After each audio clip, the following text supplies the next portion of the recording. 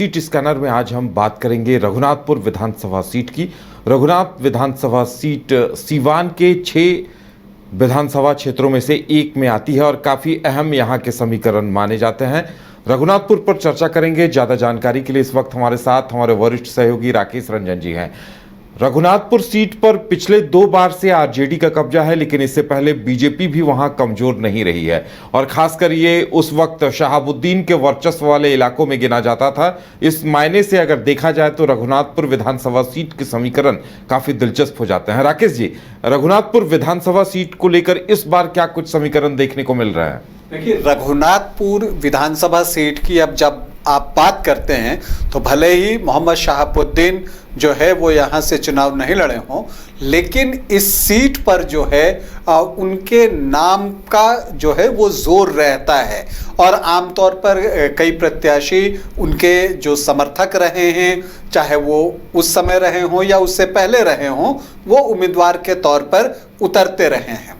लेकिन इस बार जो है ऐसा होने जा रहा है और मोहम्मद शहाबुद्दीन के पत्नी हिना साहब ने जो है वो एक बयान दे दिया है कि वो अपने बेटे उसामा साहब को जो है वो रघुनाथपुर से मैदान में उतारने की सोच रही हैं। मतलब रघुनाथपुर जो विधानसभा है वहाँ से इस बार जो है उसामा चुनाव लड़ सकते हैं और इसीलिए ये सीट इस बार जो है बहुत हॉट सीट मानी जाएगी। देखिए, अभी हिना साहब ने ये बातें कही हैं, फिर पार्टी लेवल पर भी इस पर मुहर लगेगी। मुझे नहीं लगता कि जो बातें हिना साहब ने कही हैं पार्टी उससे कोई दूसरा रुख अख्तियार करेगी, क्योंकि हिना साहब और उसामा की जो है वापसी हुई है आरजेडी में। वहाँ पर आरजेडी सुप्रीमो लालू प्रसाद यादव, तेजस्वी यादव सभी थे, तो कुछ बातें तो हुई ज़रूर होंगी और उसमें जो है इस तरह की बातें निकलती हैं। तो ऑलमोस्ट आप तय मानकर चलिए कि उसामा साहब जो हैं वो रघुनाथपुर से चुनाव लड़ सकते हैं। हिना साहब ने ये भी कहा कि हम अपना जो होम है, घर है, उस क्षेत्र से चुनाव लड़ना चाहेंगे। और देखिए, एक और बात है, जब अभी लोकसभा का चुनाव हो रहा था 2024 में, तो यहाँ से सिवान से विजय लक्ष्मी कुशवाहा जेडीयू प्रत्याशी चुनाव जीतती हैं, लेकिन बात जब रघुनाथपुर की आती है तो यहाँ पर लीड निर्दलीय चुनाव लड़ रही हिना साहब को मिलती है। लगभग 4000 वोटों से वो इस विधानसभा में लीड करती हैं लोकसभा चुनाव के दौरान 3891 वोटों से। विजय कुशवाहा दूसरे स्थान पर और जो आरजेडी के प्रत्याशी थे अवध चौधरी वो तीसरे नंबर पर जो है वो चले गए थे। और अगर आप सिवान लोकसभा चुनाव को ध्यान से देखें कि जो आरजेडी को वोट मिले थे, अगर वो हिना साहब के वोट के साथ जुड़ जाएं, चूंकि दूसरे नंबर पर हिना साहब थी, अगर वो जुड़ जाए तो फिर आपको लगेगा कि ये जो सीट है वो जेडीयू के हाथ से निकल भी सकती थी। तो वो एक दिलचस्प मुकाबला यहाँ पर, और एक लगता है ऐसा कि यहाँ हिना साहब को पूरा विश्वास है कि इस सीट पर जो है उसामा को यहाँ के लोग प्यार देंगे। अब रणनीति पर भी वर्कआउट होगा कि फिर उसके सामने एनडीए किन्हें कैंडिडेट बनाता है। जो वर्तमान विधायक हैं हरिशंकर यादव, उनका जो रिएक्शन होता है वो क्या होता है, क्योंकि पिछले 2 बार से जो है हरिशंकर यादव यहाँ से लालटेन जला रहे हैं यहाँ पर, लेकिन इस बार जो है लालटेन उनके हाथ से निकलता हुआ दिख रहा है। वैसे आपको बता दूं कि जो हरिशंकर यादव हैं उनके लिए पिछली बार हिना साहब ने 2020 के चुनाव में प्रचार भी किया था और वहाँ पर जो है उसामा ने भी उनका प्रचार किया था। तो ऐसे में मुझे नहीं लगता कि अगर आरजेडी नेतृत्व एक बार ये फैसला ले ले कि इस बार लालटेन के चुनाव चिन्ह पर उसामा साहब ही चुनाव लड़ेंगे, तो वहां पर हरिशंकर यादव जो है कुछ इसके विरोध में जाएंगे, बल्कि मुझे लगता है कि वो खुलकर समर्थन करेंगे। इस तरह की बातें भी निकलकर सामने आ रही हैं। तो वो समस्या यहाँ आरजेडी के साथ नहीं है कि उनको जो है जो सिटिंग कैंडिडेट है उनका विरोध का सामना करना पड़े, ऐसी कोई बात दिखती नहीं है। अब जो एक बड़ी बात निकलकर सामने आ रही है वो ये आ रही है कि उसामा साहब के खिलाफ जो है कौन सा कैंडिडेट रघुनाथपुर में एनडीए दे सकता है और एनडीए में किस दल का प्रत्याशी यहां चुनाव लड़ सकता है, ये एक बड़ा सवाल है। देखिए, अगर हम 2020 चुनाव की बात करें तब हरिशंकर यादव आरजेडी के टिकट पर थे और एनडीए की टिकट पर जेडीयू को यह सीट गई थी और राजेश्वर चौहान जो है वो चुनावी मैदान में उतरे थे, लेकिन वो तीसरे नंबर पर चल गए थे। और जो एलजेपी है उससे मनोज कुमार सिंह जो कि बीजेपी के बागी थे, जिसको एलजेपी ने टिकट दिया, जेडीयू जहां भी चुनाव लड़ रहा था 2020 विधानसभा में, वहां जेडीयू ने प्रत्याशी उतारे थे, तो यहां पर भी मनोज कुमार सिंह को जो कि बीजेपी के बागी थे उनको चुनावी मैदान में उतारा था और वो दूसरे नंबर पर रहे थे। 31% से ज्यादा वोट उनको आए थे।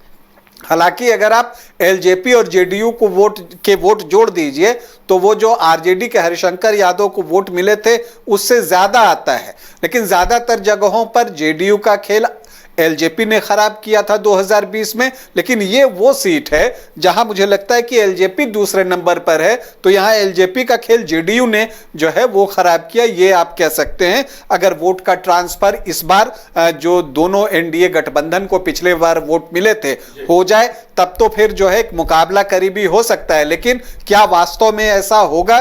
क्योंकि सामने जो हैं वो कैंडिडेट बहुत तगड़े रहेंगे। उसामा साहब, एक यहां पर एमओआई इक्वेशन भी बनता है जिसका कि 7 है। और देखिए, अगर आप पिछले 2 बार से आरजेडी के वोट प्रतिशत को देखें, 2015 में भी अगर आप देखते हैं तो 41.98% वोट था और पिछली बार 42.7%, तो मतलब 40% से ज्यादा वोट जो है हरिशंकर यादव लेकर आ रहे हैं। अब अगर इसमें उसामा साहब चुनाव लड़ते हैं और शहाबुद्दीन के नाम पर और कुछ वोट ऐड हो जाते हैं, तब फिर वैसी परिस्थिति में आरजेडी के लिए काम आसान हो सकता है। देखिए, 2015 में बीजेपी ने यहां से मनोज कुमार सिंह को टिकट दिया था, उस वक्त भी वो दूसरे नंबर पर थे। इसके अलावा 2010 में यहां से विक्रम कुंवर जो बीजेपी के कैंडिडेट हैं वो चुनाव जीते थे, लेकिन फिर उससे पहले आप जाइए तो बीजेपी सिर्फ एक ही बार यहां से चुनाव जीत सकी है। जगमातु देवी 2005 फरवरी अक्टूबर में जीते थे। अगर आप ओवरऑल देखते हैं तो कुल 17 चुनाव यहां पर हुए हैं रघुनाथपुर में, जिसमें कांग्रेस 8 बार चुनाव जीतने में सफल रही है, आरजेडी को 2 बार सफलता मिली है, बीजेपी, जेडीयू, जनता दल, जनता पार्टी, एसएसपी, पीएसपी और निर्दलीय एक बार चुनाव जीतने में सफल रहे हैं। विजय शंकर दुबे कांग्रेस से वो चुनाव लड़ते थे, सबसे ज्यादा बार रघुनाथपुर का प्रतिनिधित्व उन्होंने ही किया है, 4 बार यहां से चुनाव जीते हैं। और रामानंदन यादव जो हैं वो 3 बार यहां से चुनाव जीते हैं, वो भी कांग्रेस के टिकट पर ही चुनाव जीतते थे। तो कांग्रेस का शुरुआती स्टेज में आपको दबदबा देखता है। इनफैक्ट 2000 तक 90s में माले भी आ गया था, उसका भी एक प्रभाव था इस क्षेत्र में, हालांकि जीत उसे नहीं मिली। बीजेपी की भी एंट्री हुई। अब जब इस बार की बात हो रही है, जब उसामा साहब रघुनाथपुर से चुनावी मैदान में उतरते हैं तो उनके सामने प्रत्याशी कौन होगा? तो देखिए, यहां पर जो कुछ स्वाभाविक उम्मीदवार दिखते हैं कि मनोज कुमार सिंह हैं, जो कि पिछली बार एलजेपी के टिकट पर चुनाव लड़े थे, लेकिन जो खबर है फिलहाल वो बीजेपी में है। लेकिन एलजेपी पिछली बार यहां दूसरी पोजीशन पर थी, पिछली बार गठबंधन में ये सीट जेडीयू को गई थी, लेकिन जेडीयू तीसरे नंबर पर थी।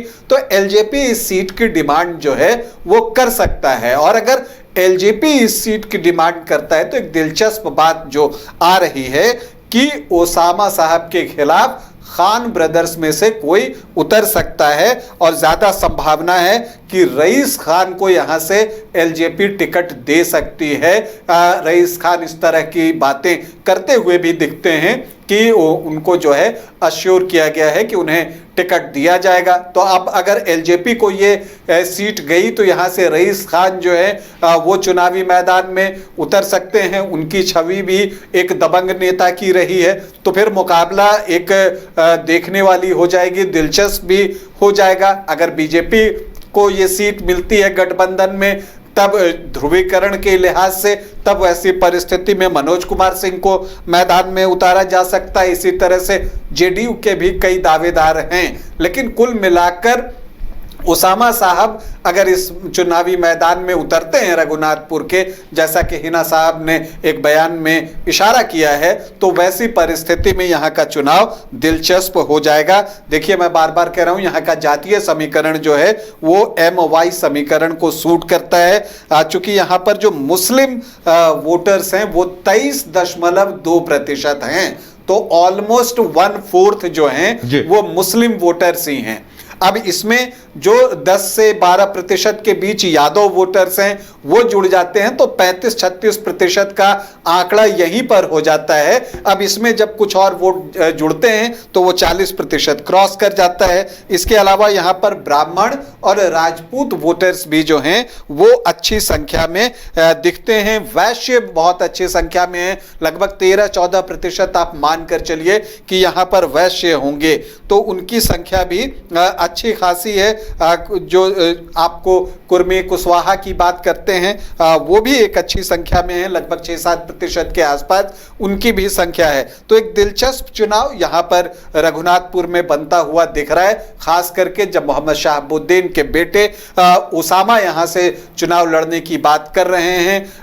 उनकी जो माता जी हैं हिना साहब ने इस तरह की घोषणा जो है वो की है, तो अब ऐसे में सबकी नजर रघुनाथपुर विधानसभा सीट पर लगी रहेगी। सिवान जिले का ये सीट है और सिवान लोकसभा के अंतर्गत ही ये सीट आती भी है, तो रघुनाथपुर एक हॉट सीट के रूप में इस बार विधानसभा चुनाव 2025 में बिहार के देखी जाएगी। चलिए, तो चुनावी समीकरण क्या कुछ उभर कर सामने आएंगे ये देखना दिलचस्प होगा, लेकिन जिस तरह से हिना साहब ने ओसामा को लेकर जो घोषणा की है उसके बाद से वहां अभी से ही सियासी सरगर्मियां तेज हो गई हैं।